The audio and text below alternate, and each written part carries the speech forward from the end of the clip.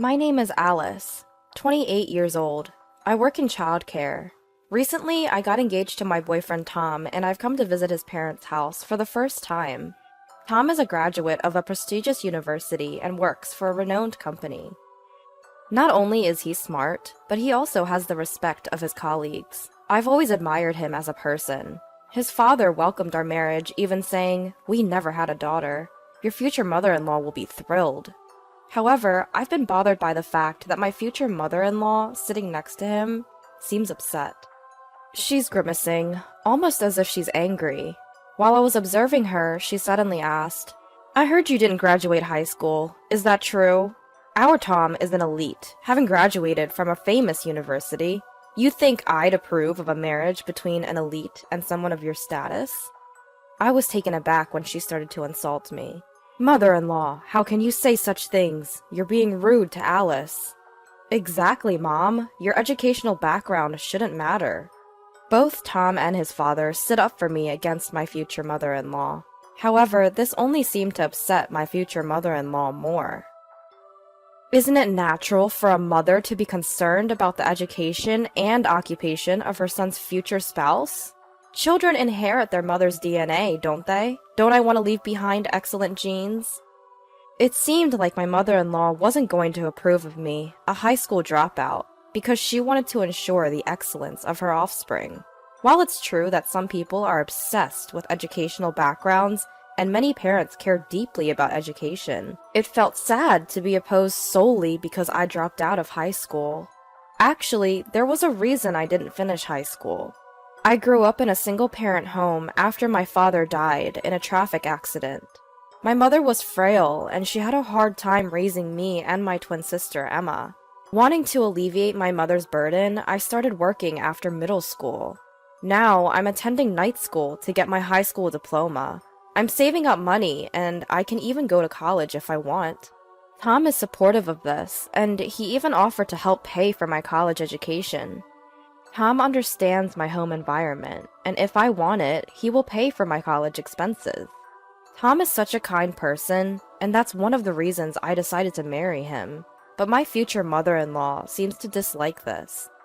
Tom is an only child, so we will be living with his parents in the future, but I'm a little worried about how that will work out.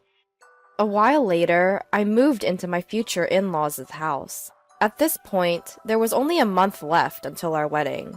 As the wedding day approached, I had to make more trips to the wedding venue for final checks.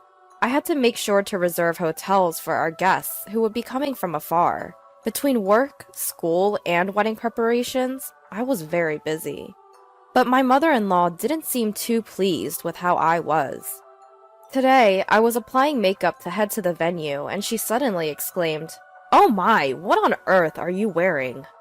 My mother-in-law, catching sight of my outfit, had blurted it out loud. "I'm about to head to the venue, so I thought I'd dress up." Whether she was displeased with me dressing up to go to the venue, or just seizing the opportunity to berate me, I couldn't say. "Huh! You say you're going to the venue, but you're just dressing like that to attract men, aren't you? You're such a careless woman." She just decided I was meeting a man instead of going to the venue. I was at a loss for words. I told her I was meeting Tom at the venue, and if she had doubts, she could ask him, but she just assumed I was meeting a man. Then, the next moment, my mother-in-law did something outrageous. She messed up my carefully styled hair. "Hey, what are you doing, mother-in-law? I spent so much time getting ready. This is terrible." With my hair a mess, I couldn't go out and had to fix it. But seeing my disheveled hair, my mother-in-law cheerfully said, "There's no need to fix it. This hairstyle suits a high school dropout, poor woman like you. You should wear your hair like this for the wedding." Since I was already running late, I quickly fixed my hair and headed to the venue where Tom was waiting. Tom was waiting for me at the entrance of the venue and seemed concerned about my downcast expression. I was torn whether to tell him what happened earlier, but I thought it wasn't good to talk about something so depressing when we were about to discuss the ceremony, so I decided not to tell Tom at that time. One day, when it was almost time for the wedding, my mother-in-law suddenly made this suggestion. "Hey, Alice's mom lives far away, doesn't she? It must be tough for her to come, and she'll have to pay for her hotel. So why doesn't she stay at our house? Tom and I were both surprised by my mother-in-law's sudden proposal. Indeed, if we could save on hotel costs, my mother would be happy, and it would also facilitate interaction between our families. Tom suggested I ask my mother about mother-in-law's proposal, so I asked her right away. My mother was very pleased with mother-in-law's proposal, and it was decided that my twin sister Emma would also come that day. I initially thought that mother-in-law was making this suggestion out of goodwill, but I could never have imagined the outrageous things she would do next. The day before the wedding, my mother and sister came to stay at my in-laws' house. Seeing my mother and sister, whom I hadn't seen in a long time, made me very happy. I have a particularly close relationship with my sister, and we were so happy to see each other after a long time that we decided to sleep together that night.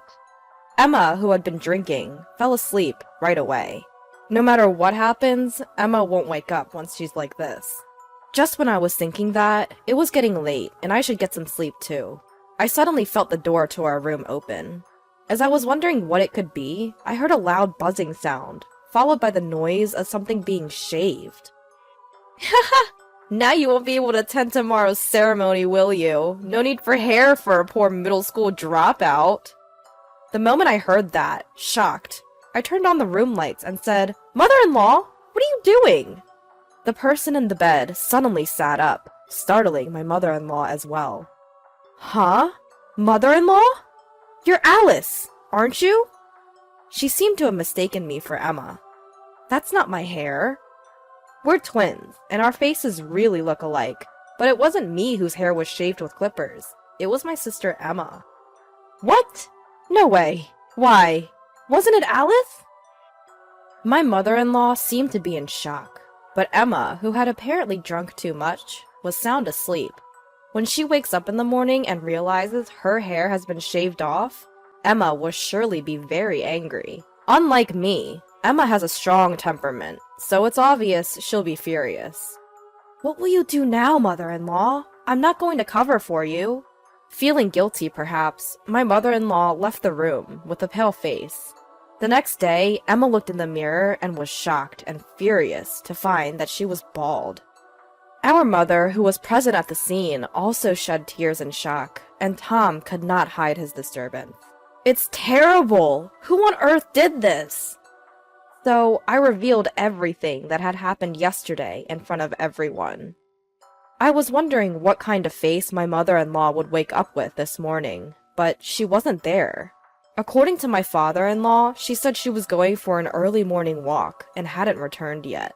I thought she had run away, so I revealed everything to our relatives and decided to search for mother-in-law.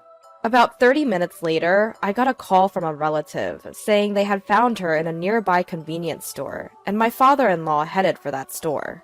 My mother-in-law, who had no idea she was being searched for, full of excuses as soon as she came home. I didn't do anything. It's all Alice's fault. Alice used the clippers on her own and cleanly shaved off Emma's hair while she was sleeping next to her. To my surprise, my mother-in-law was trying to pin the blame on me. This shocked me, and I couldn't help but retort. Don't be ridiculous. I didn't do anything. Wasn't it you who came into the room yesterday? It's terrible that you're still lying at this point. But even so, my mother-in-law was reluctant to admit her guilt. Then my father-in-law, as if he had remembered something, went outside and came back with something. Alice, could this be the clipper? Looking at the clipper father-in-law was holding, it was undoubtedly the one mother-in-law used last night to shear off Emma's hair. That's it! That's the clipper! But where was it? It seems this clipper originally belonged to father-in-law, who was always concerned about his appearance and always carried grooming tools with him. When they went to the car, the bag containing his grooming tools was ransacked, and the clipper was the only thing missing. I always leave my car keys in the bedroom. If there's brown hair in this clipper, it's definite that the culprit is your mom. Saying that, father-in-law started to dismantle the clipper. Inside the clipper was brown hair, undoubtedly Emma's. It must have been because she had to rush out in the dark. She couldn't properly dispose of the hair inside. Shown the remaining hair, mother-in-law collapsed to her knees. Alice, it's your fault! Despite being a middle school dropout and poor, you deceived smart Tom. I wanted you to give up on Tom at all costs. I became disgusted at mother-in-law's selfish words. The one who got angriest upon hearing that was Emma, whose hair had been shaven off. I don't care about your circumstances. What are you going to do about this? I can't attend the wedding like this. Hearing Emma's complaint, father-in-law made a call somewhere. His acquaintance, who was a hairdresser, agreed to rush over with a wig right away. This would temporarily solve Emma's hair problem, but they couldn't just leave mother-in-law as is. 30 minutes later, father-in-law's friend arrived with the wig, and Emma's hair was now beautiful. At first, father-in-law thought about shaving mother-in-law's hair just like he did with Emma, but it didn't feel satisfying. So he decided to expose mother-in-law's wrongdoing in front of everyone. Among the attendees called today were landlords who mother-in-law's parents had been indebted to for generations. They seemed to get along with father-in-law, and hearing about this incident would undoubtedly impact mother-in-law's parents' house. This is because the landlord, who was close friends with them, has been giving them a discount on their apartment rent. The landlord is a very righteous person, and would surely return the rent to its original price once he learns what mother-in-law has done. Worst case scenario, he might even evict them from the apartment. Mother-in-law's parents are poor and have no money. If they were to be evicted, they would surely come to mother-in-law's place. But I had heard from Tom before that mother-in-law didn't get along with her parents and wouldn't even care for them. Living with her parents would undoubtedly be the beginning of hell for mother-in-law. Wait, please. I'll be in trouble if you do that. I'm sorry. It was my fault. I got carried away and did such a thing. I'm sorry, Emma. I'll pay you damages, so please forgive me. Mother-in-law kept apologizing repeatedly to the point of rubbing her forehead against the floor. But even with apologies, Emma's hair will not come back. After discussion, it was decided that father-in-law and Tom would reveal the wrongdoings of mother-in-law. Of course, Emma has already agreed to this. Mother-in-law said she didn't want to go to the wedding and tried to run away, but she couldn't because Emma and Tom held her back. Upon arrival at the venue, relatives who knew the situation through messages came to us looking very worried. We exposed mother-in-law's wrongdoing in front of the relatives, and Emma took off her wig and showed her bald head. Everyone was shocked by Emma's condition, especially the women, kept saying they couldn't believe it. Hair for a woman is like a lifeline. Imagine the shock of having it suddenly shaved off with a clipper. Thinking of Emma, some people were in tears. Then, as expected, the landlord came to mother-in-law and asked if what happened was true. At first, mother-in-law tried to deceive him, but father-in-law urged her to tell the truth, and she finally confessed. The landlord, flushed with anger, was also accused by the woman. After that, mother-in-law remained downcast during the ceremony, which was unimaginable from her usually spirited self. The wedding itself ended smoothly, and it was a great joy to be blessed by many people. However, we can no longer live with mother-in-law in that house. It's only natural, but we decided to move into an apartment and live as a couple. Mother-in-law was panicked about us leaving the house.